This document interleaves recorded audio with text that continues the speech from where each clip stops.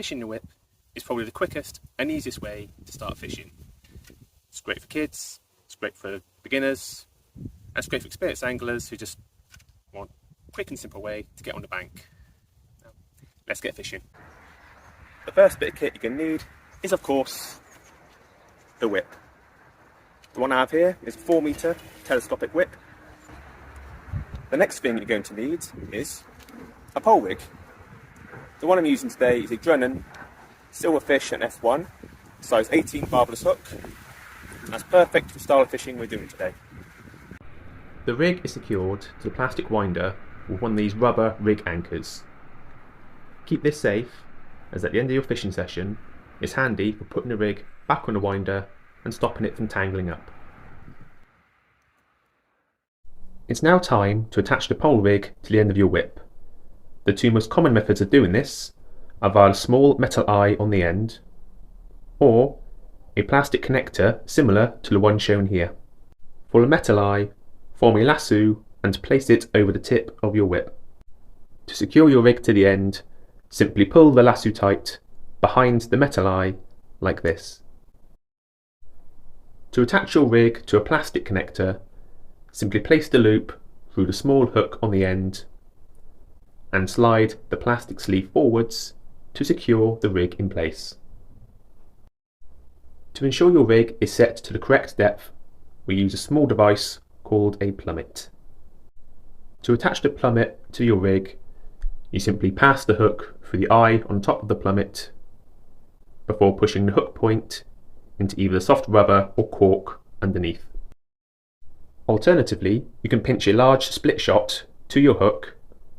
This will do the same job as the plummet, as long as it is heavy enough to pull the float under.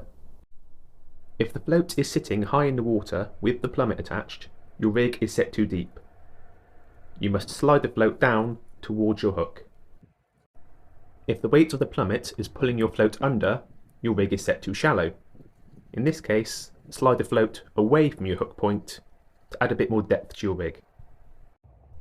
Keep sliding the float up and down the line until you find the exact depth of the water. This will give you the best bite indication. If you want to catch fish, you're going to need some bait. And one bait you cannot go wrong with is maggots. They are cheaply available at most tackle shops, and there's hardly a fish that swims that won't take a maggot. To put the maggot on the hook, you very carefully pass the hook point just through the skin of the fat end of the maggot. Casting out with the whip couldn't be simpler. Just a simple underhand flick and drop it down.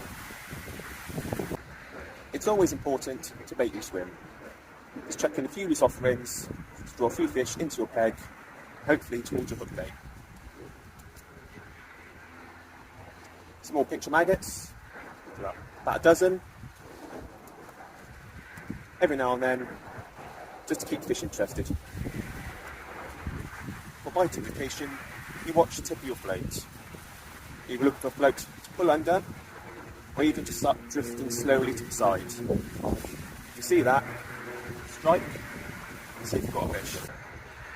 Another piece of kit I recommend when whip fishing is a landing net. The majority of fish you will just swing up to your hand, but if you do hook something bigger, it's always better to use your net.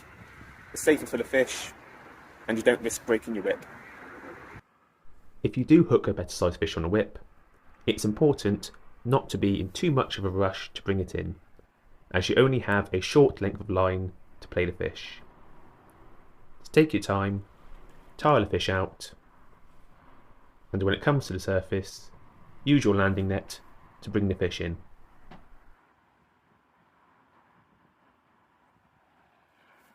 Make sure you handle the fish with care while removing the hook.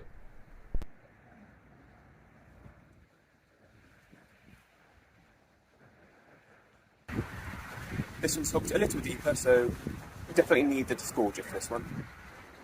A disgorger is a small plastic device that clips onto your line and is used to remove fishing hooks from inside of a fish's mouth.